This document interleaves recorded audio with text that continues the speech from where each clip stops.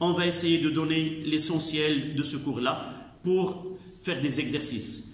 Je vais faire avec vous des exercices et l'autre groupe aura des exercices différents. La prochaine fois, eux feront le cours, vous faites le cours et les autres feront les exercices. Et là, on va équilibrer. Pourquoi? Parce qu'on est en retard par rapport aux autres classes.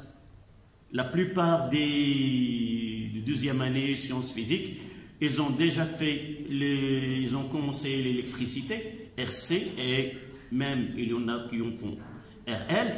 Donc, de cette façon, on va essayer de partager le travail entre classe et maison.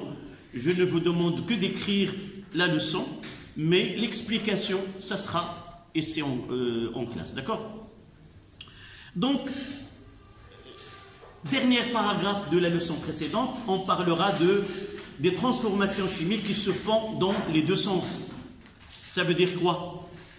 Ça veut dire on est passé des transformations qui se font dans un sens où ces transformations finissent par l'épuisement d'un réactif, qu'on appelle un réactif limitant, à un autre type de, si vous voulez, de réaction qui met en évidence un équilibre ou un état final qui est différent de l'état maximal. C'est-à-dire, le système chimique évolue vers un état où il y a une coexistence de tous les intervenants dans cette transformation chimique. On trouve à l'état final les réactifs et les produits avec des proportions différentes. La question qui se pose, comment peut-on arriver d'une autre manière à déterminer si vous voulez, ces proportions des réactifs et de produits, et comment, évidemment, décrire cet état d'équilibre. Nous avons un état d'équilibre, comment on la caractérise d'abord? Pourquoi un tel système n'atteint pas un état maximal, celle qui est caractérisée par avoir un réactif limitant? Pour répondre à cette question, nous devons connaître d'abord qu'est-ce que se passe à l'état microscopique dans le mélange réactionnel. C'est quoi la réaction chimique? À l'échelle microscopique, à l'intérieur de mélange, un réactif A avec un réactif B, qu'est-ce qui se produit? Comment on peut passer des réactifs aux produits? Nous avons parlé des chocs. En réalité, la matière, quelle que soit la température à laquelle elle est soumise, toujours loin de 0 Kelvin, par exemple, évidemment, la matière, elle est toujours en agitation thermique, en mouvement. Et ce mouvement-là, ce déplacement, il est caractérisé par de l'énergie cinétique. Et à l'intérieur du mélange réactionnel, il se produit des chocs entre les réactifs. Et ces chocs, il y en a deux. Soit qu'il y a un choc qui est efficace, dans lequel l'énergie apportée par cette énergie cinétique, elle est capable de briser des liaisons et de refaire des liaisons nouveaux. Donc ce passage des réactifs aux produits, en réalité, ce sont le résultat d'un brisement ou des réactions qui se cassent et de liaisons qui se cassent et de liaisons qui se forment. Dans le cas où la réaction se fait dans un seul sens, les produits, malgré leur agitation thermique, ils n'auront pas l'énergie nécessaire pour casser ces liaisons et refaire les liaisons qui étaient avant, tout simplement. Mais dans les cas qu'on parle de l'équilibre chimique, les produits sont capables de réaliser des chocs entre eux qui sont efficaces pour reproduire les réactifs. Et là, on parle de deux réactions inverses qui se font avec des vitesses différentes. À un instant donné, la vitesse avec laquelle se déroule dans le sens direct, c'est-à-dire la réaction des produits, des réactifs vers le produit, elle est la même que celle qui se produit entre les produits pour redonner les réactifs. Donc, à l'échelle macroscopique, la quantité de matière des intervenants de cette réaction, elle est constante. Ça veut dire que les concentrations atteignent une valeur finale qu'on appelle la concentration à l'équilibre. Donc, on parlera de la concentration finale qui est égale à la concentration équilibre. Donc, cet équilibre, il est caractérisé par une constante. On va l'utiliser non pas par une constante d'équilibre, mais avant d'arriver à cet état d'équilibre, on parle de quotient de réaction. Le quotient de réaction, c'est une valeur numérique capable de nous donner, si vous voulez, une information sur la façon avec laquelle se déroule cette transformation chimique. On peut connaître s'il se fait dans le sens direct, ça veut dire on part des réactifs vers le produit, comme dans un mélange donné avec des proportions différentes, on peut connaître qu'il s'agit d'une transformation dans le sens inverse, c'est-à-dire ce sont les réactifs qui vont réagir entre eux, les produits réagir entre eux pour reproduire les réactifs. Donc, ce cours-là, on va, la première des choses, définir ce quotient de réaction QR relatif à une transformation chimique. Ce quotient est relatif aux concentrations. En réalité, si nous avons une transformation qui se fait à l'état gazeux, on peut utiliser une autre constante qui n'est pas dans le programme. Donc, c'est une constante qui est reliée aux concentrations. Par la suite, il y a des conventions qu'on doit suivre. La première des choses, si nous avons dans ce mélange réactionnel un intervenant qui est à l'état solide, on ne va pas tenir compte de sa contribution dans cette constante Q. On va lui donner 1. Si un intervenant dans l'équation de la réaction et il joue le rôle de solvant, dans notre programme, ce solvant n'est autre que l'eau. Si nous trouvons l'eau, donc on va lui donner un coefficient 1 dans cette expression. D'accord? Donc on peut calculer ce quotient à n'importe quel instant. Ce que vous devez connaître, quel que soit l'état initial avec lequel on commence une transformation, toujours l'état final, il est caractérisé par une proportion bien déterminée de concentration de ces constituants. Et ce QR, il tend toujours vers une constante qu'on appelle QR équilibre. Cette constante-là, il ne dépend ni des concentrations initiales des réactifs, et il ne dépend que de la température.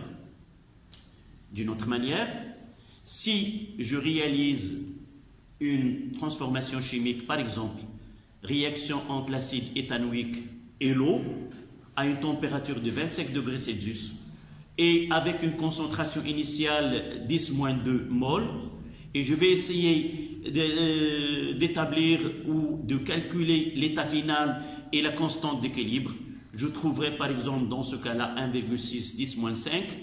Si je refais l'expérience avec une concentration de 5 10-3, j'arriverai toujours à la même état final, sauf qu'il faut respecter la température qui est 25 degrés Celsius.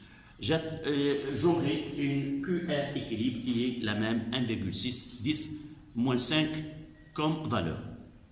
La première des choses, donc, si j'ai une réaction donnée, c'est A grand A plus B grand B, C grand C plus D grand D.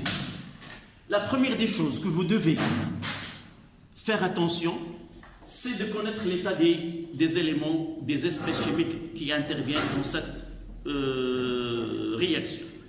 Il faut voir si nous avons un que, ça veut dire qu'ils seront représentés dans ce quotient réactionnel. Si je trouve une espèce qui est S, qui est insolide, je ne dois pas l'introduire dans l'expression, ou si vous voulez, je donnerai 1 à la puissance A qui est toujours A. Tout simplement, s'il est solide, on ne l'écrit pas. D'accord? Non, les gaz, pour les gaz, ce n'est pas dans notre programme. Pour les gaz, il y a une constante. Mais ne confondez pas un gaz qu'on le fait introduire, par exemple, on peut faire barboter de HCl, qui est gaz, dans l'eau.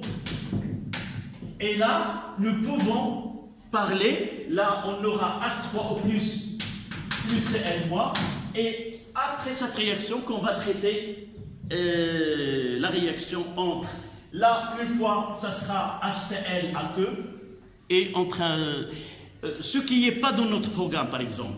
Si je prends cette transformation-là, H2, gaz plus I2, gaz, nous donne HI qui est gaz, et là c'est 2. Ça, on ne peut pas la traiter dans notre cours. D'accord? On parle des solutions ou des espèces chimiques dissous dans l'eau. D'accord? Donc, je reviens à cette équation et je mettrai QR. Parfois, on mettra I, c'est-à-dire à un instant donné, quelconque. On peut demander, calculer le quotient à l'instant t est égal à 0.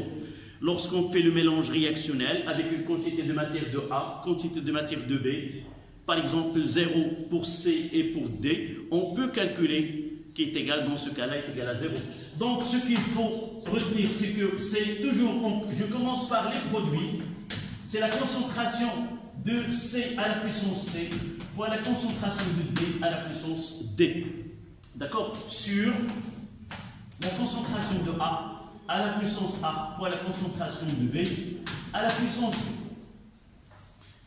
Par exemple, je donnerai Fe 3 plus AQ, et c'est pour cela qu'il faut voir là 3H au moins AQ nous donne FeOH3 solide. D'accord? Je peux utiliser un autre, par exemple CH3 COOH AQ plus H2O qui nous donne CH3 COO moins AQ plus H3O plus. Est-ce qu'il y a quelque chose? Donc, ce sont deux exemples des équations qui modélisent deux transformations chimiques. Je vais essayer d'écrire Q pour chaque cas. Pour celle-là, je mettrai Q R1 qui peut me donner l'expression de quotient de réaction. Oui? Le premier. Fe fois OH sur on mettra la concentration. Oui, on peut écrire pour la première fois. Je peux, attendez, je te suis dans ton raisonnement. H3 qui est solide sur Fe 3 plus fois H au moins à la puissance 3, mais il faut corriger. Les solides. Ça, c'est un solide, donc on mettra un 1. D'accord? On parle des composés qui sont aqueux. Ce sont des espèces chimiques aqueux. Solide ou l'eau, s'il joue le rôle d'un solvant, on lui donne 1. C'est simple pour nous. D'accord? Et aussi pour le liquide. Comment? Pour le liquide. Non, le liquide. Non, sauf, j'ai dit, si le liquide, si je mets de l'acide éthanoïque liquide dans de l'eau, je vais mettre la concentration de ce produit-là. Uniquement pour les corps solides, lorsque je l'ai au-dessus ici, solide. D'accord? Mais si les liquides, je peux le faire intervenir dans Q. Sauf l'eau. Et si l'eau joue le rôle d'un solvant. Comment je peux connaître qu'il s'agit d'un solvant? Lorsque je traite des solutions, Par exemple, dans cet exercice, on étudie la solution de chlorure, par exemple la solution d'éthanoate d'acide éthanoïque ou d'éthanoate de sodium. Dans ce cas-là, lorsqu'on utilise solution et on ajoute la saleté qui est CH3COH dans le solvant qui est l'eau, dans ce cas-là, je mettrai donc QR2, ça sera quoi? C'est la concentration de H3O+, fois la concentration de CH3COO- sur uniquement la concentration de CH3COH. Par contre, l'eau, il joue le rôle d'un solvant. On ne va pas l'écrire. Pourquoi? Tout simplement, la contribution, entre guillemets, de l'activité chimique de certains produits ne modifie pas ce qui se produit. C'est pour cela, ce n'est pas la peine d'avoir une valeur qui est agrandie pour rien. Donc, un corps solide, s'il est solide, il n'affecte pas ce qui se produit dans la réaction, pour nous, pour notre programme. Mais vous verrez par la suite qu'on peut étudier ces cas-là. On parlera de la solubilité. Donc, pour nous, c'est très simple. Et la plupart des réactions, s'il y a l'eau, je lui donne 1. S'il y a solide, je lui donne 1 aussi. Mais pratiquement, dans nos exercices, c'est rare qu'on travaille avec des transformations chimiques dans lesquelles il y a un solide. Soit ce cours-là et le cours qui vient après, on traitera quoi? Les acides et les bases. C'est-à-dire, soit un acide dans l'eau, et dans ce cas-là, l'eau, et joue le rôle d'un solvant, donc je ne vais pas l'écrire, soit une base dans l'eau, je vais écrire la base, mais l'eau, je ne vais pas l'écrire, soit deux couples acido-basiques, HA1 avec A2-, il nous donne H2-, HA2- et A-, d'accord? Et dans ce cas-là, je vais l'écrire tous les deux. Les deux couples se présenteront dans ce quotient de réaction. Si le QR était toujours égal à QR équilibre. Non. Donc, ce qu'on va faire par la suite, maintenant dans nos exercices, c'est quelles sont les grandeurs qui interviennent dans l'expression de Q. Il nous demande, dans un exercice, d'exprimer ce quotient en fonction des concentrations des espèces mises en jeu. Par la suite, on travaille dans le domaine avec les acides et les bases. Donc, il nous demande d'exprimer ce Q uniquement de la concentration de H3O+, et la concentration en saleté de l'acide mise en jeu. Et il nous demande l'expression en fonction de pH, comme on va traiter. L'étude peut être avec la conductivité ou la conductance. D'accord? Donc, je vais effacer ceci et je vais vous donner la feuille de travail. Qu'est-ce qu'on va trouver par la suite dans nos exercices? Donc, à ce stade-là, on va travailler la réaction d'un acide avec l'eau. D'accord? Et ceci, vous devez l'avoir et l'apprendre avec compréhension, par exemple. Ce n'est pas d'une façon... Donc, tous les exercices se différencient du nom de l'acide utilisé à ce stade-là. Donc, toujours on mettra AH plus H2O. La aqueux, la liquide, et là on met H3O+, plus A-. Tous les exercices, et celui que vous allez le trouver dans le devoir, commencent par un acide. On parle de l'acide éthanoïque, de l'acide benzoïque, de l'acide lactique, de l'acide tel. Mais le travail, il est le même. Et parfois, on remplace tout cet acide qui est difficile à écrire sous sa formule par AH ou H. D'accord? Donc, ce que vous devez faire, c'est dresser un tableau descriptif. Là, c'est C fois V. Là, de l'eau, il est en excès. la 0 et la 0.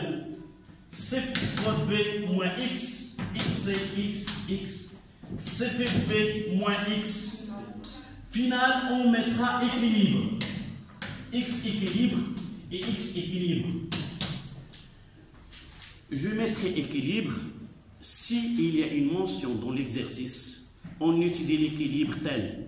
Sinon, on mettra final. Ça dépend de ce qu'on travaille. Si dans les questions, il faut lire toutes les questions dans l'exercice, vous trouvez en bas, calculer la constante d'équilibre. Mais une fois qu'on demande la constante d'équilibre, il s'agit bien d'une transformation qui est limitée. Et par la suite, il vaut mieux d'utiliser équilibre plutôt que final.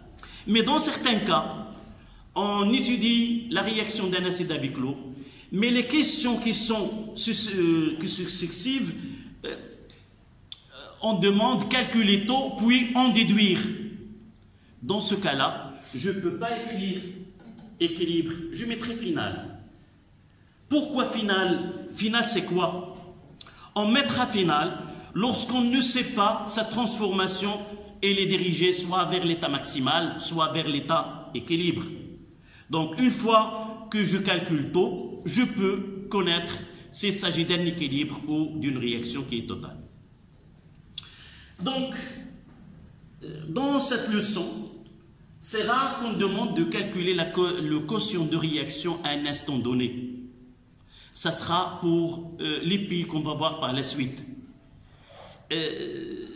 Mais dans les exercices qu'on va traiter, uniquement on parle de la constante d'équilibre QR équilibre, qui est égale, là c'est, par exemple dans ce cas-là, c'est la concentration de A- à l'équilibre fois la concentration de H3 à l'équilibre sur la concentration de AH à l'équilibre. N'oubliez pas de mentionner équilibre si vous écrivez K au QR équilibre. D'accord? Si vous ne mentionnez pas équilibre, ça veut dire que vous parlez de quotient de réaction, tout simplement. D'accord? Donc, la première des choses, c'est écrire, puis on peut parler, donner l'expression de K en fonction de la concentration de H3O+. Comment on va faire? Donc, dans K, nous avons déjà H3O+. Donc, il faut chercher la relation entre la concentration de A- avec la concentration de H3O+, et la concentration de AH en relation avec la concentration de H3O+. Le tableau de bord, ou si vous voulez, c'est le tableau descriptif, ces deux-là. Nous voyons qu'à l'équilibre, nous avons la concentration de H3O+, à l'équilibre est égale à la concentration de A- à l'équilibre, qui est égale à X équilibre sur V. V, c'est le volume utilisé. D'accord? Et de là, je peux écrire, il me reste AH. Oui, c'est C fois V moins X équilibre, le tout sur V. Et ça donne quoi? On simplifie, ça donne C moins la X équilibre sur V, c'est la concentration de H3O+. Ce travail-là, vous devez le faire 2 ou 3 fois. Passer par K, par 3O+, par pH, parce que dans un exercice, il y a un titre. Réaction, par exemple, étude de la solution d'acide tel. Lorsqu'on fait ce titre-là, on trouvera 1, écrire l'équation et le tableau. 2, par exemple, donner l'expression de tel, ou soit taux, soit la constante d'équilibre que nous avons traité ici. Donc ça donne quoi, ce cas?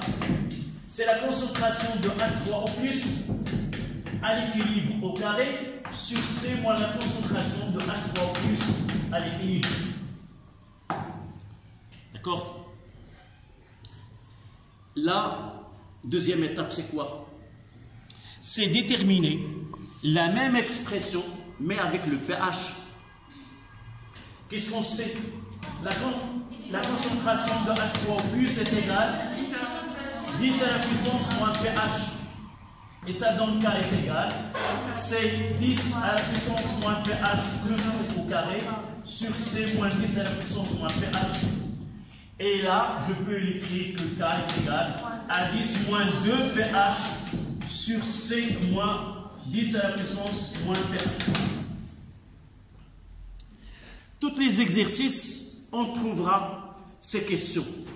Donc, il vaut mieux de les préparer à l'avance et gagner de temps et économiser ce temps pour les dernières questions qui demandent une réflexion supplémentaire. Deuxième question qui peut être posée, c'est donner l'expression de K en fonction de taux. Donc, taux c'est quoi? C'est X équilibre. Dans ce cas-là, X final, c'est X équilibre sur X max. Et X équilibre, c'est quoi là? C'est le volume de la concentration de H3 au plus. Le taux sur X max, c'est C fois V.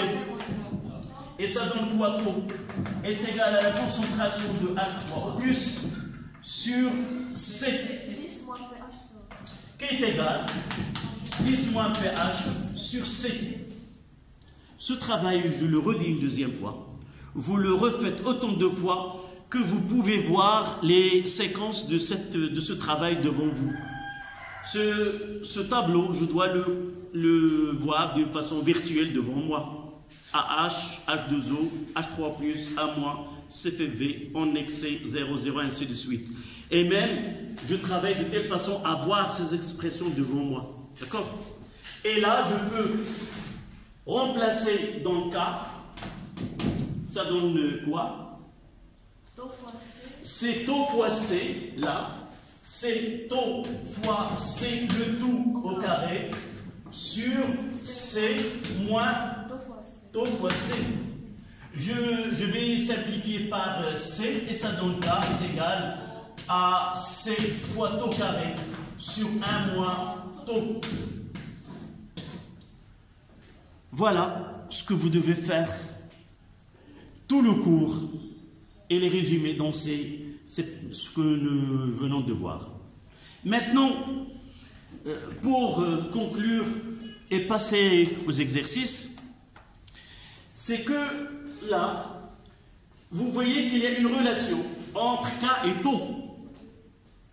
C'est-à-dire, K peut, c'est pas peu, mais K varie avec taux. Nous avons déjà utilisé taux pour dire, quoi? Est-ce que la transformation est limitée ou non? Évidemment, c'est très bien. Nous avons déjà utilisé taux pour dire qu'une transformation il est totale lorsque taux est égal à 1 et inférieur à 1, c'est une transformation qui est limitée et conduit à un équilibre chimique. De là, nous devons utiliser, ou si vous voulez, convertir cette phrase à une autre phrase qui, au lieu d'utiliser taux, on utilise K. C'est-à-dire, dire que K supérieur à tel, nous avons ça, et K inférieur à K, inférieur à cette valeur, nous avons telle transformation. Donc, vous allez revoir le cours. Nous avons déjà fait une démonstration. Pour des transformations données, nous avons fait le calcul que lorsque taux tend vers 1, la constante K tend vers une valeur qui est de 10 à la puissance 4. Je dois retenir cette valeur, 10 à la puissance 4. Ça veut dire, lorsqu'on, dans une transformation donnée, je calcule K et je trouve qu'il est supérieur à 10 à la puissance 4. Parfois, dans la question, calculer K, en déduire. Si je trouve qu'il est inférieur à 10 à la puissance 4, je dis, puisque K est inférieur à 10 à la puissance 4, la transformation est limitée et conduit à un équilibre chimique. Et je dois revenir là, entre les réactifs et le produit, utiliser double flèche. Si je trouve que K elle est supérieure à 10 à la puissance 4, je dis que la transformation elle est totale. Et par la suite, je réécris une deuxième fois cette équation et je mettrai un seul flèche entre les deux qui est de réactif vers le produit. D'accord? Dernière précision qu'on va utiliser par la suite, c'est que on peut, à partir de K et de QR, prévoir dans quel sens le système évolue. Nous avons l'habitude de travailler des transformations chimiques dans lesquelles on fait des mélanges des réactifs, il n'y a pas de produit, et nous savons qu'il y a un seul sens de déroulement, c'est le sens de formation des produits. Mais les cours qui viennent par la suite, surtout dans les piles, on peut partir d'un mélange réactionnel où il y a les réactifs et les produits. Mais nous devons connaître dans quel sens le système va évoluer. C'est pour cela qu'on va utiliser QR à un instant donné. Par exemple, à un instant t est égal à 0, on nous donne un mélange réactionnel de A, B, C et D. Il nous demande de calculer le quotient de réaction à cet instant. Évidemment, d'après les données, dans les données, il y a toujours ce K, cette constante. Donc, avec ce quotient qu'on vient de calculer, et avec K, on peut prévoir le sens d'évolution du système. Comment? Voici ce que le dernier paragraphe que nous avons traité. Pour un système donné,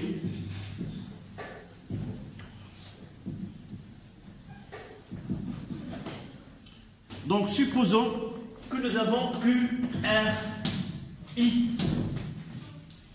Et ce système-là, il est caractérisé par une constante.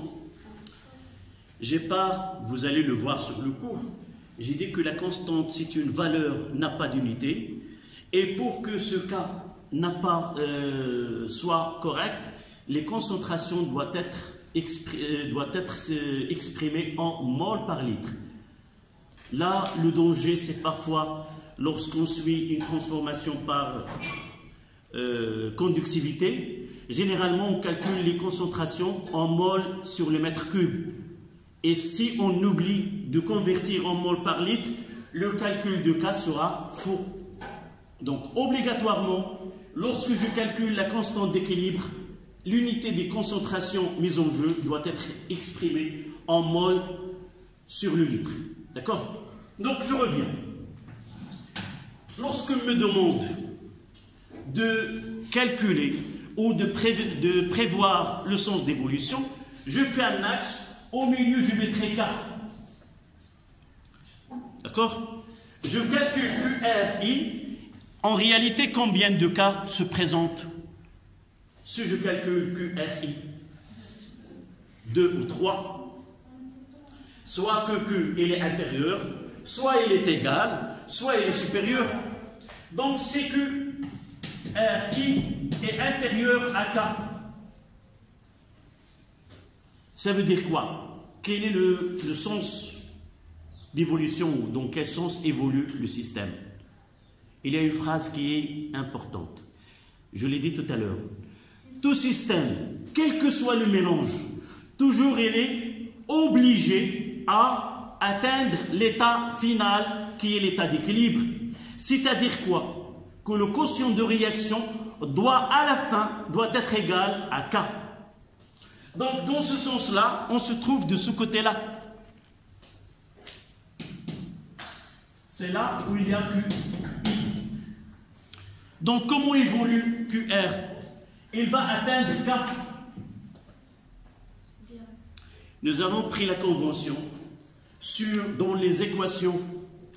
Là c'est 1 et là c'est 2. 1 sens direct, 2 sens indirect. Donc là je mettrai 1. Ça veut dire le mélange que j'ai au QRI est inférieur à K, et il va évoluer vers la formation des produits. Mais si Q là, Q I, donc le système, dans K, il va évoluer vers le sens, vers ce sens-là, dans le sens de, vers le sens de formation des réactifs. Une petite remarque. Dans les calculs, j'ai ces deux cas. Et évidemment, le troisième cas, si je calcule, je vais dire que quoi? Si je trouve que QRI est égal à K, qu'est-ce que je dois écrire? Le système est à l'équilibre et il n'évolue plus. Les concentrations des espèces mises en jeu dans sa transformation a une valeur bien définie et ne peut pas changer. D'accord? La petite remarque, on l'utilisera par la suite. Si je fais le calcul de QR, je trouve dans ce sens-là. Et si je dois voir la valeur de K, pour trancher en quoi? Évidemment, toutes les réactions, il faut mettre en tête, toutes les transformations chimiques, à partir de ce cours-là, on va utiliser double flèche. Soit en calculant taux qu'on va trancher, mettre soit une flèche ou deux, soit avec K. Donc en calculant K, si, dans ce cas-là, si je trouve que K est supérieur à 10 à la puissance 4, je réécris l'équation telle qu'elle a été donnée, et au lieu d'avoir une flèche, je mettrai deux flèches, je mettrai qu'une seule. Si je suis dans ce cas-là, comment je vais réécrire mon équation de réaction? Sachant que aussi K il est supérieur à 10 à la puissance 4. La logique, c'est écrire une seule flèche. Jamais on écrit une flèche comme ça. Qu'est-ce que je dois faire? Oui. Si je trouve que la transformation se fait dans le sens 2 et K est supérieur à 10 à la puissance 4, je dois réécrire les produits doivent être réactifs et les réactifs deviennent produits et je mettrai une seule flèche dans ce sens-là. Oui. Comment on peut savoir que QR est égal à K ou bien elle est inférieure ou supérieure? Dans un exercice, on considère la transformation chimique, et il nous donne l'équation, d'accord? De constante d'équilibre K est égal, d'accord? 2,7 10 à la puissance 24 par exemple. D'accord, on calcule QR et après on fait. D'accord. En mélange, par exemple, on utilise un système, une solution de sulfate de cuivre de concentration molaire 1 mol par litre, une solution de sulfate de zinc de concentration 1 mol par litre et 2 lames de zinc, une de zinc et une de cuivre. Dans ce cas-là, ça sera la leçon qui viendra par la suite. Donc, je vais écrire cette équation, par exemple. Là, c'est Zn plus Cu de plus, il nous donne Zn de plus Cu solide, et là AQ, et là AQ, et là K est supérieur à 10 à la puissance 4. D'accord? Dans ce cas-là, je vais calculer là, c'est quoi Q? C'est la concentration de Zn de plus sur la concentration de C de plus, ça donne 1. Donc 1, il est inférieur, on se trouve ici. Donc on va faire une seule flèche, c'est bon. Je n'ai pas dit pendant cette révision, mais dans le cours vous le trouvez, l'écriture, cette équation-là, son écriture, si j'ai écrit Cu plus Zn de plus, donne Zn plus C de plus,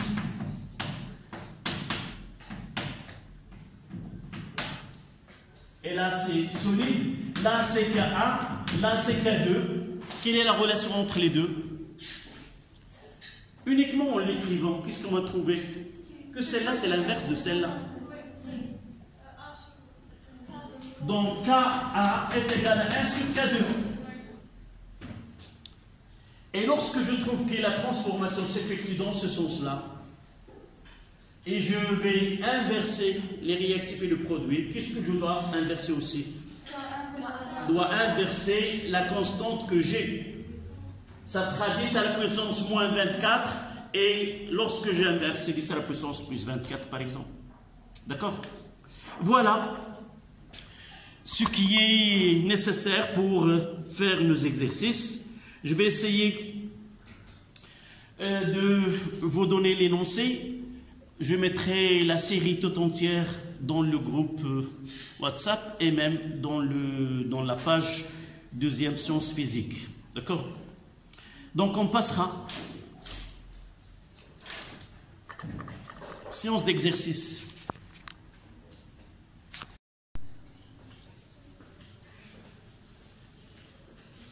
L'acide lactique de formule C3H8O3 est utilisé en solution pour ses propriétés bactéricides. On dispose d'une solution commerciale S0 de masse volumique ρ 1,2 10 à la puissance 3 grammes par litre et aussi de pourcentage massique là et de pourcentage massique P 85%.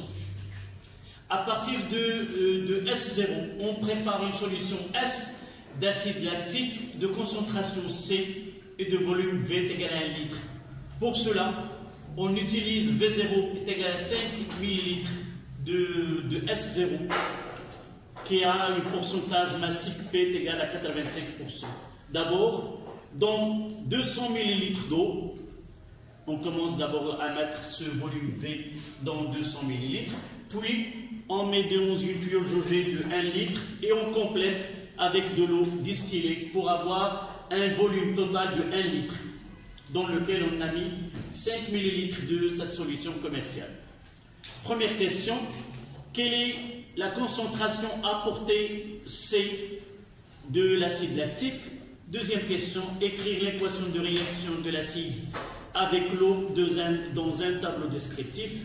Troisième question, on utilise un volume V1 de la solution obtenue. La mesure de pH donne 2,57. 3,1. Montrer que le taux ne dépend pas de V1. 3,2. Calculer sa valeur et en déduire. Calculer sa valeur et en déduire. Dernière question, calculer la constante d'équilibre K relatif à la réaction entre l'acide lactique et l'eau.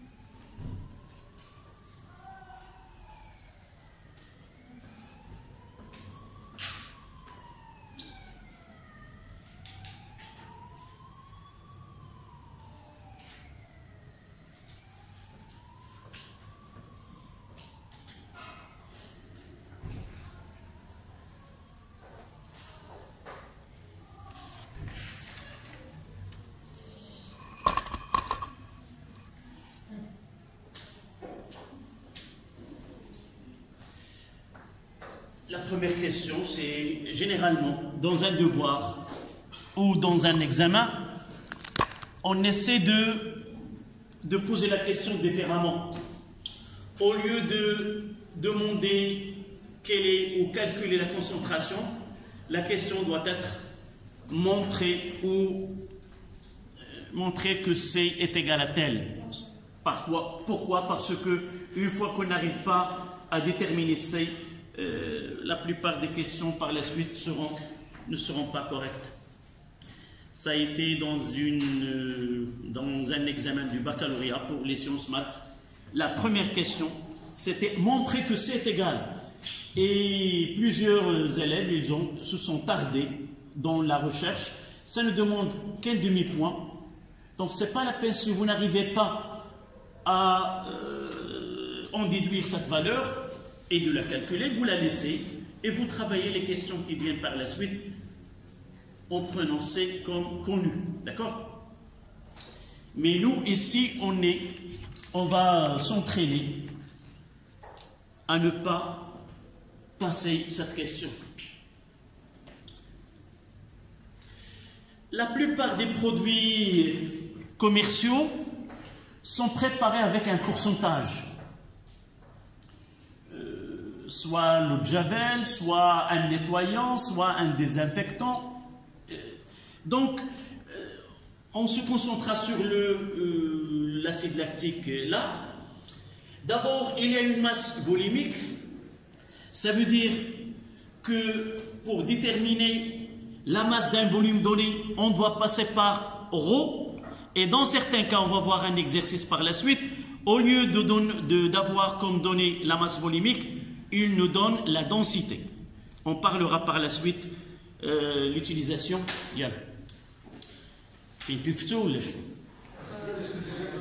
شدت عليكم الباب.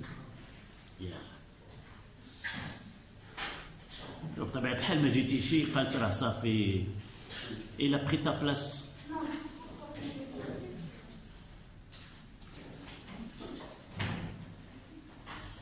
Il vaut mieux de s'asseoir ici face au tableau plutôt que passer toute la séance en train de voir un match de tennis. Oui. مرحبا قرب. Ça y est. Revenons à notre question. Donc un produit commercial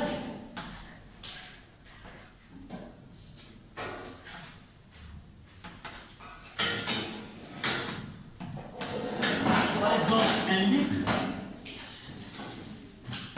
il nous donne des informations, par exemple la masse molaire, la densité ou la masse volumique et un pourcentage. Ce produit-là, qui est commercial dans cet exercice, ce n'est pas de l'acide lactique pur. Lorsqu'il y a un pourcentage qui n'est pas 100%, on dit une solution à un pourcentage donné. Dans ce cas-là, c'est un pourcentage massique. Ça veut dire quoi? S'il nous donne le pourcentage massique 25%, ça veut dire dans 100 grammes de la solution, il n'y a que 25 grammes de telle matière. D'accord? Ceci, vous pouvez le voir dans des jus, on peut lire ces pourcentages, mais parfois, ces pourcentages ne sont pas corrects. On met 100% de jus, mais parfois 100% d'activité, de fraîcheur. Mais le fraîcheur n'a pas de masse. Donc, essayez de lire la prochaine fois sur des produits où il y a 100% de quoi? Ce n'est pas de vitalité, ce n'est pas de fraîcheur, mais je dois avoir une matière donnée. D'accord? Donc, dans notre cas, nous voulons déterminer la concentration C. C'est quoi la définition? La concentration de l'acide lactique. La concentration d'une espèce donnée dans une solution, c'est la quantité de matière de cette espèce sur le volume dans lequel se trouve. Donc on va mettre quoi? N de A de l'acide sur le volume V. Le volume dans ce cas-là, c'est combien? 1 litre. N'oublions pas que le volume V est égal à 1 litre. Donc cette quantité de matière, c'est quoi? C'est la masse N de A est égale à la masse de l'acide sur la masse molaire de l'acide. Donc, il nous reste la masse molaire de l'acide, elle est connue, nous pouvons la déterminer. Connaissons que la masse molaire du carbone c'est 12, de l'oxygène 16, de l'hydrogène 1, et on peut trouver que la masse molaire de l'acide lactique c'est 90, on va le calculer par la suite. Donc ce que je demande, c'est de bien comprendre ce que nous avons, parce qu'on peut avoir un autre produit, mais toujours on utilise le même procédé. Donc c'est la masse, où se trouve, si nous prenons un volume V0, là, un volume V0 de la solution S0. Donc, dans ce volume-là, il faut avoir une masse M0. Est-ce qu'on est d'accord? Il a une masse M0. Cette masse M0, c'est quoi? C'est quoi cette masse M0? Dans ce volume-là, c'est quoi? C'est la seule T qui est l'acide lactique et le reste, c'est quoi? C'est de l'eau. Donc, dans ce cas-là, dans 100 grammes de la solution, il y a 85 grammes de l'acide lactique. Donc, pour nous, pour connaître ce M0 de la solution avec solvant et soluté, comment on peut la déterminer, ce M0? On utilise la masse volumique. Nous avons ρ est égal à M0 sur V0. Et par la suite, ce M0, c'est ρ fois V0. Où se trouve cette masse Na là?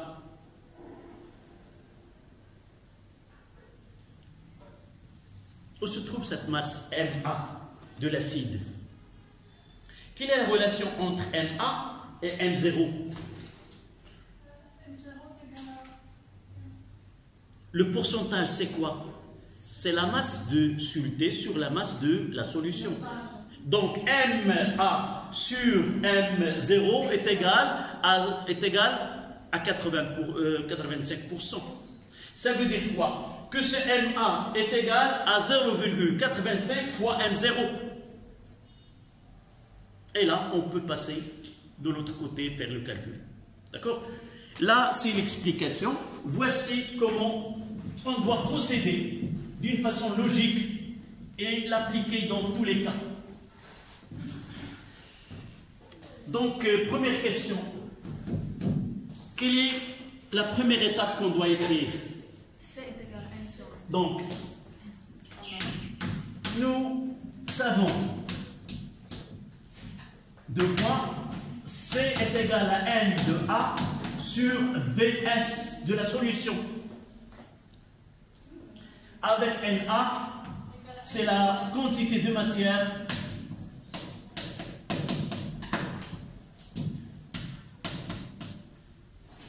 de l'acide.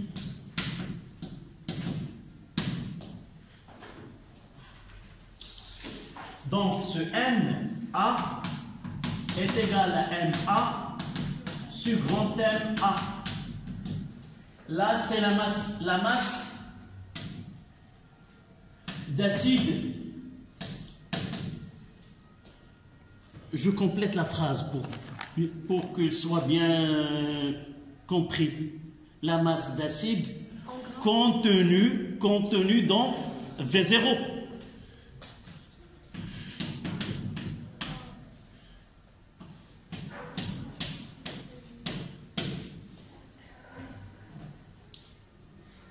D'accord?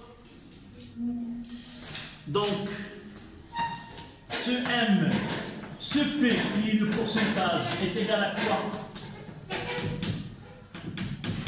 C'est M de A sur M de S, la masse de solution. De produit, oui, oui. Donc de là, M de A est égal à 0,85 M de S.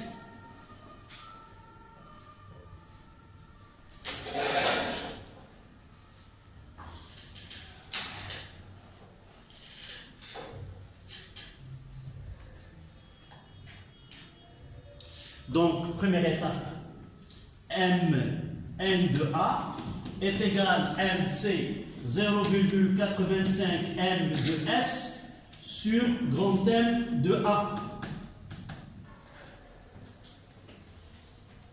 Quelle est la phrase qu'on doit écrire maintenant? Donc, pour calculer Na, nous avons passé par Na, et pour calculer Na, nous avons passé par NS. Et pour calculer MS, la phrase qu'on doit écrire ici, calculons MS.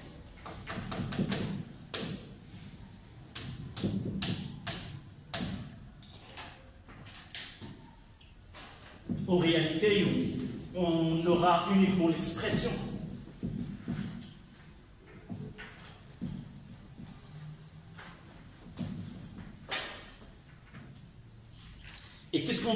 utiliser ρ est égal à la masse ms sur V, mais pour ne pas mélanger, quel V ici? V0, voilà. Donc ms, ça sera ρ fois V0.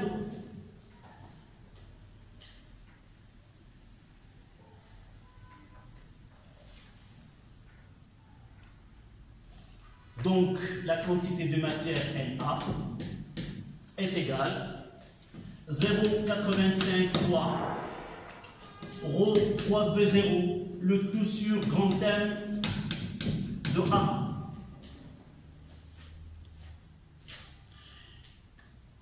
Qu'est-ce que tu attends pour écrire? J'ai دقة. شنو كنجيب بعد الدقة؟ نعم. اش؟ عجباتك الدقة؟ أنا مشيت شفتك.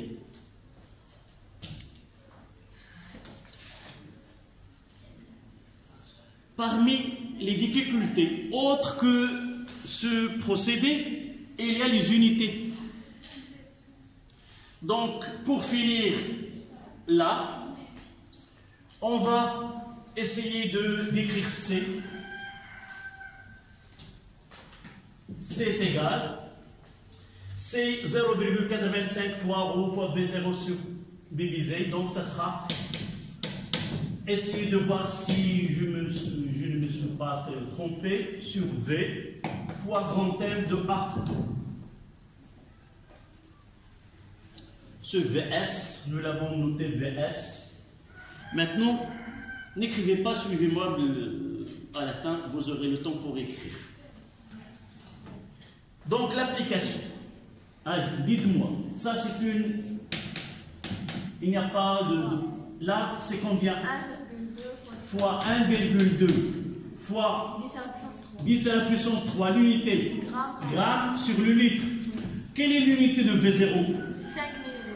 Non, quelle unité doit-on utiliser pour V0? Le litre.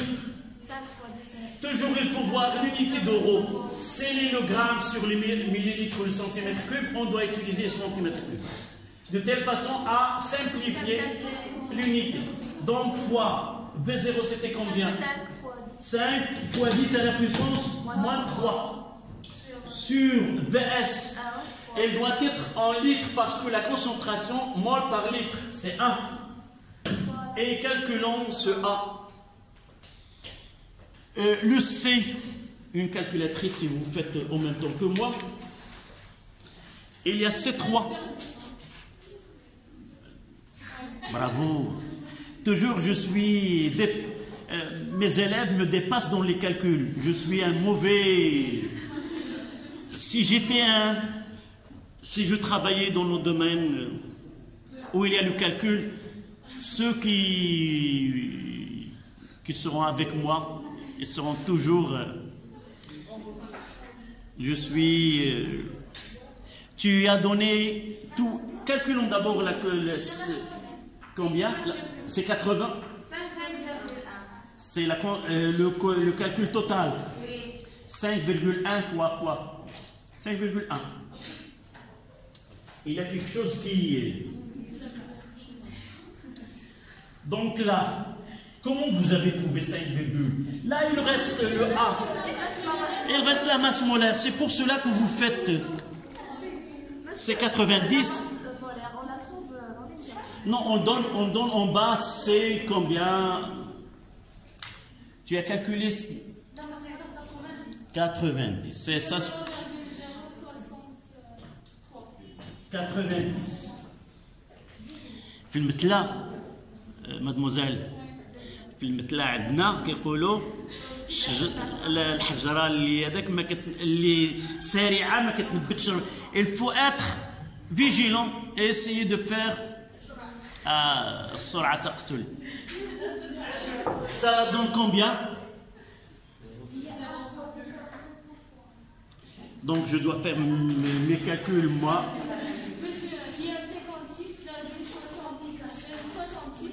C'est 5,6 10 à la puissance. Écriture scientifique. C est égal. 5,6 tu lis ce que t'a donné la calculatrice. Essaie de la relire d'une façon scientifique. 66 fois 10 à la puissance moins 2. Voilà. Mol, litre, moins 1. Voilà. Monsieur, oui. On va avoir bien la logique dans 5 fois 10 mois.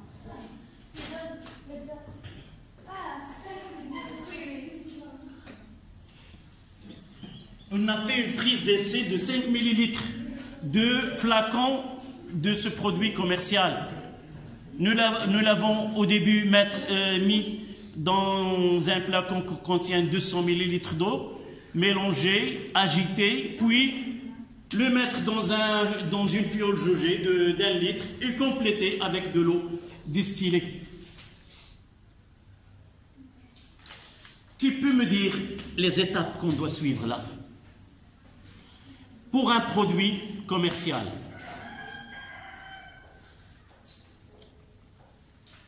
Je dois cacher. La première des choses, c'est partir de la concentration, la définition. Et généralement, si on ne note pas qu'il s'agit de telle matière, on met que la concentration N de l'espèce sur laquelle on travaille, N de l'acide, sur le volume dans lequel se trouve. Cette quantité de matière-là est liée à la masse de cette espèce.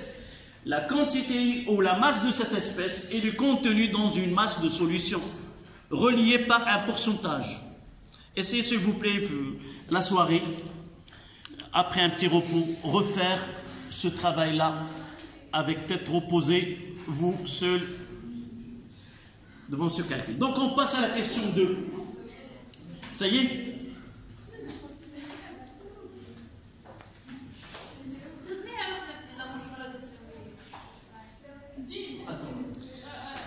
Adna, C3. Tu ne m'as pas entendu lorsqu'il a fait les calculs. Il a fait les calculs sur 90. Je mettrai 1 et je demandais à vous de calculer cette masse molaire. J'ai dit que le carbone est la 12. L'hydrogène est la 1. Et l'oxygène, c'est 16. Donc, 12 fois 3, plus 8, plus 3 fois 16. Avec une calculatrice, tu trouveras 90. D'accord? Dans le bas de l'exercice, soit qu'on donne la masse molaire donnée, soit qu'on donne la masse molaire des éléments chimiques qui constituent cette formule. D'accord? Donc, deuxième question, c'est de table d'avancement avec...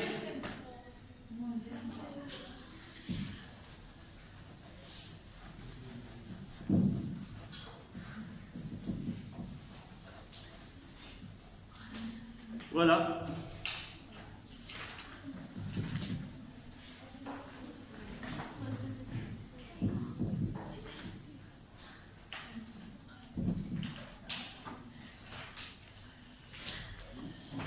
Allez, qui peut me donner cette équation? Sur un point. Pour encourager. Pour un point. Vous n'avez le droit qu'un seul essai. Oui?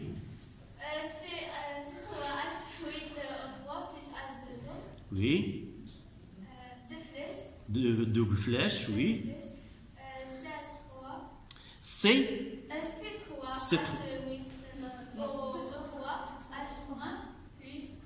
Tu as des C3H8 éliminés. Monsieur, on peut faire un H. Non, tu lèves ton doigt. Plus H Écoutez-le. C3H8O3 plus H2O, double flèche, C3H7O3 plus C3H7 O3 moins. Voilà, c'est fait. Ça y est. Il a eu ce point. Donc C3H8O3 plus H2O. Double flèche C3H7O3 moins. Nous avons déjà utilisé cette plus H3 plus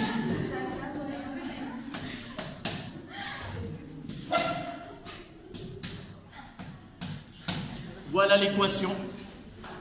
Rappelle-moi la prochaine fois, lorsque tu recevras la note de prochain devoir.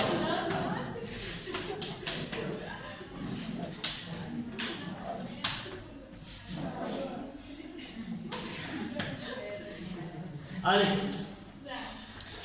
c'est fini aujourd'hui. N'attendez pas des points pour répondre. Donc, qu'est-ce que je vais écrire là? C'est quoi? Non, il faut revoir. Il faut revoir. Quel volume nous avons utilisé? Non. Si vous lisez l'exercice tout entier, la question qui vient par la suite, on utilise un volume V1. On n'utilise pas V0. V0, c'était le volume pris de la solution mère, la solution concentrée. Donc, d'après la question qui vient par la suite, on utilise un volume V1. Donc, ça sera C fois V1. Là, on excès. Là, 0. C fois V1 moins X. X et la X.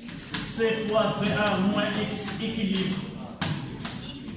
Ce que j'ai écrit tout à l'heure, c'est le même. Sauf au lieu d'avoir AH, on a cette formule. Oui. Par rapport à V1. Oui. Oui. J'ai dit tout à l'heure dans un exercice. Il faut lire tout. J'ai utilisé équilibre. Pourquoi? Parce qu'on a déjà dans l'exercice. Non, la dernière question. Écoute-moi. Parfois, ne jamais être neutre pour un exercice. C'est-à-dire, je lis la question 1 et je ne vois pas les questions qui viennent par la suite. Avant de traiter un exercice, il faut lire l'exercice tout entier. Parce que les questions qui viennent par la suite peuvent nous aider à répondre et voir dans quel est l'objectif de cet exercice. Donc, une fois que j'ai trouvé, on utilise un volume V1. Dans les questions qui viennent par la suite, on dit la constante d'équilibre. Donc, je facilite la tâche dès le début, parce que par la suite, il me demande quoi? Montrer que taux n'a pas, que V1, que taux ne dépend pas de V1. Donc, il vaut mieux d'avoir V1 dès le début. D'accord? Donc, voici la question de table descriptive avec l'équation. Troisième question, on utilise un volume V1 dans un bécher et le pH de la solution, on obtient tel. Montrez que, c'est la question 3A, montrez que taux est indépendant de V1. C'est-à-dire que je prends 1 litre ou 1 demi-litre au 100 millilitres, ou uniquement un volume dans lequel la sonde de pH mètre doit être émergée totalement. Uniquement, il faut que la sonde de pH mètre soit émergée totalement pour lire le pH. D'accord? Donc, comment peut-on répondre à cette question? Le départ, il est simple. Taux. On va essayer de taux et partie par partie essayer de faire apparaître soit V1, soit que V1 va être. Donc taux est égal à X équilibre sur X max. De là, je vais mettre que C fois V1 moins X max est égal à 0. Et la concentration de H3 au plus qui est égal à 10 moins pH qui est égal à X équilibre sur V1. J'ai dit tout à l'heure que ces exercices doivent être travaillés de façon quotidienne, mais toujours j'ai un problème avec vos camarades de l'autre classe et maintenant pendant cette séance. Donc j'ai dit que cette méthode-là, je dois la travailler avec un HA. Et une fois là, c'est un plan qui est appris par cœur si vous voulez. Ce qui donne quoi? Taux est égal J'écris directement que taux c'est 10 à la puissance moins pH sur C. Voilà. Lorsque la méthode elle est bien comprise, ou, je ne vais pas dire appris, toujours il faut apprendre des choses et j'ai mis des signes pour montrer au correcteur que ceci il est fondé sur un outil mathématique. Mais en réalité, je sais à l'avance que taux, c'est 10 à la puissance moins pH sur C. D'accord? Donc, qu'est-ce que je dois écrire? Une seule phrase. D'après l'expression de taux, on ne trouve pas V1.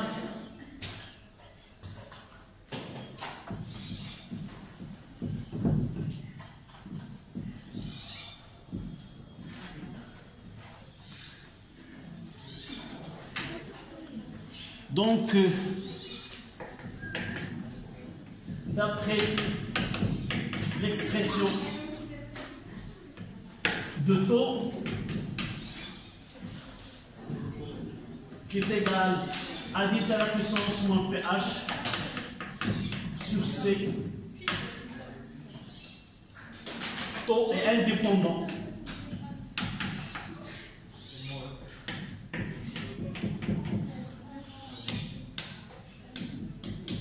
de V1.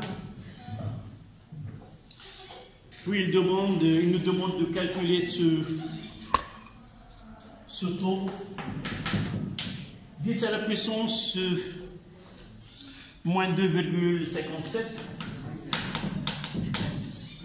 sur 5,66 10 moins 2.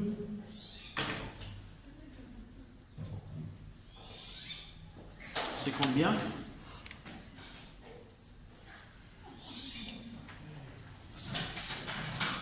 On utilise Shift Log, d'accord? Moins 2,57 divisé par 5,66, 10 moins 2,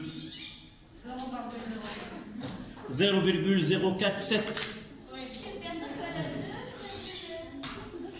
Comment? Moins 2,57, c'est donné.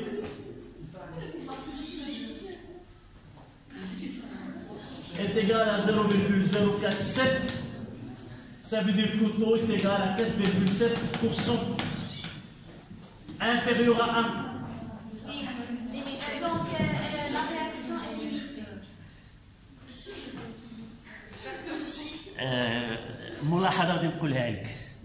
Avec ta mère, j'ai dit que maintenant, j'aperçois que tu essaies de participer, c'est très bien.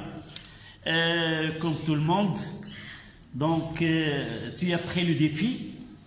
Non, tu m'as dit je participe. Maintenant, d'accord, tu participes, c'est très bien. Continue comme ça. Bonne continuation, voilà.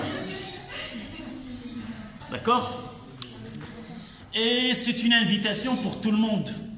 D'accord? Donc la transformation.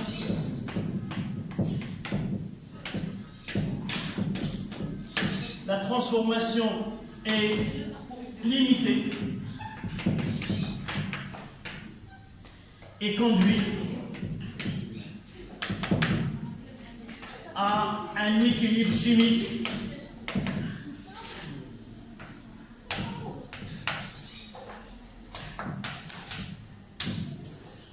et il vaut mieux de réécrire l'équation. C3H8O3 plus H2O. Et je mettrai là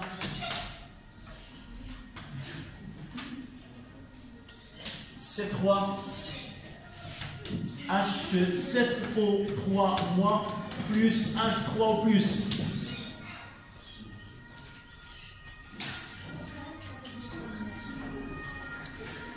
Voilà. Y a-t-il quelque chose?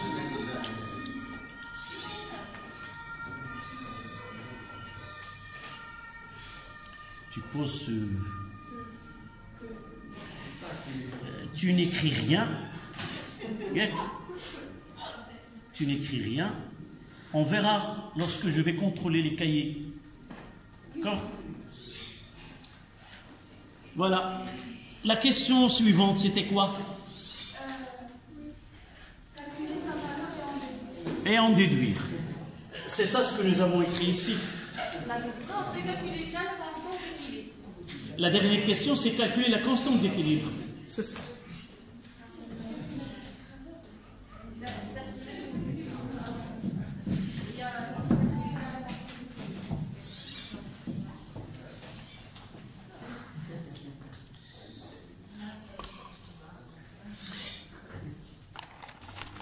Ces oiseaux, ils demandent de quitter la salle.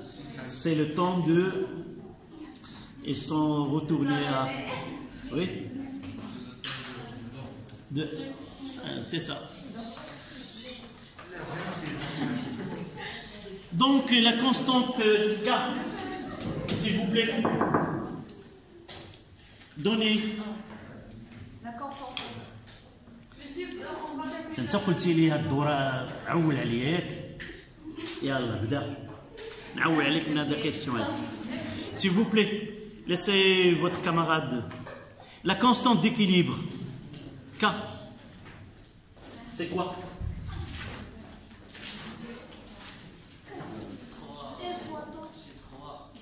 Non, la définition d'abord. C'est la concentration des produits à la puissance coefficient. Mais dans les acides et les bases, c'est simple. C'est le produit des concentrations des produits à l'équilibre sur le produit des concentrations des réactifs à l'équilibre. Voici l'équation. Donne-moi cette expression. Voilà, la concentration de C3H7O-3 équilibre. Voilà la concentration de H3 au plus équilibre sur... Oui. وحده ولا معاه شي حاجه. علاش pourquoi le carré? Voilà, H2O est un solvant, on donne A. C'est C3H8O3 équilibre. Cette expression, nous l'avons déjà démontrée au début. Ça donne, je ne demande pas de l'apprendre, mais toujours il faut être présent. Et si vous avez fait une erreur, vous avez déjà la formule, l'expression en tête. Donc, qui se rappelle de cette expression-là? Mademoiselle, tu es le plus proche, celui qui est le plus proche et la plus... Comment? Ouais, tu peux faire la démonstration, d'accord. Donne-moi. Donne-moi les étapes. La concentration d'H3 en plus est égale à... Voilà. Équilibre. Non. On demande l'expression puis le calcul. Donc il faut penser l'expression puis le calcul. Le calcul, il faut avoir une valeur numérique qui est donnée. Quelle est cette valeur donnée? C'est le pH. Donc, quelle expression finale dois-je avoir? Il doit être exprimé en quoi? En pH. La première étape, c'est C2. Oui, on peut utiliser taux comme on peut utiliser. Oui, tu continues. C'est quoi ici? C fois taux. Voilà, le tout au carré sur C moins C1 moins taux. Et je simplifie, c'est C fois taux carré sur 1 moins taux. Tu me donnes celle avec le pH. K. Tu viens de là. Ces deux sont égaux. 10 moins pH.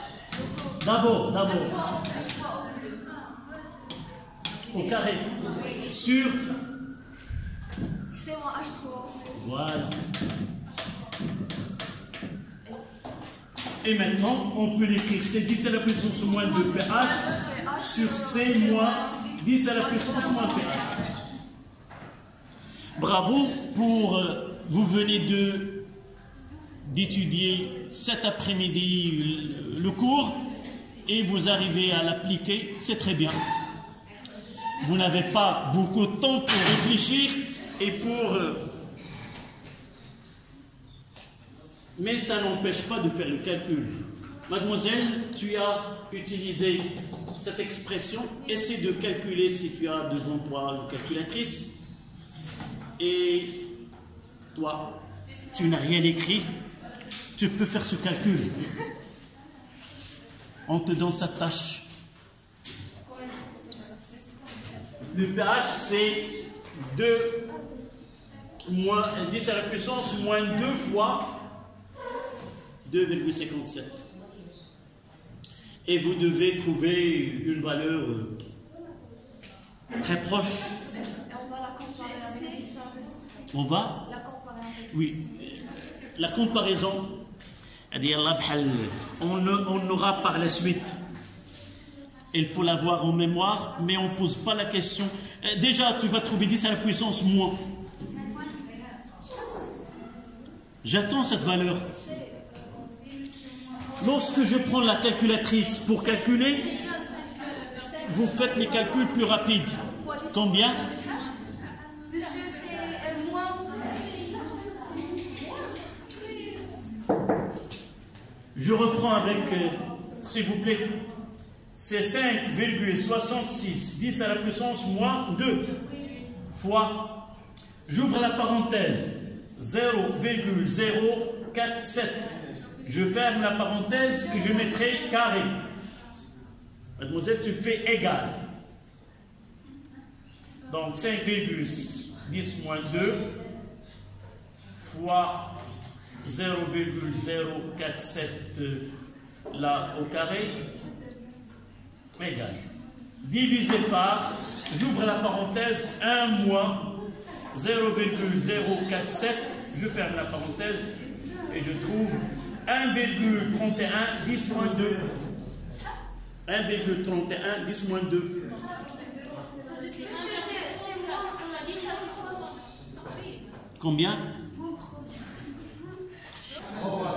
Au revoir. 1,30. Je fais le calcul.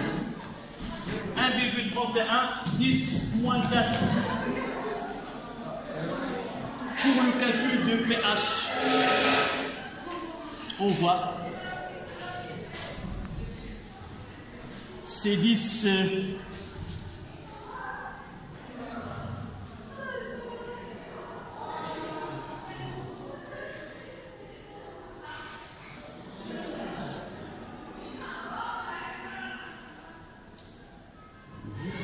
Divisé par 5,66 10 moins 2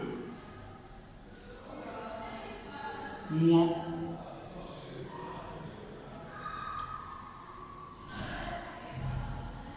ça donne la même valeur 1,31 10 moins 4.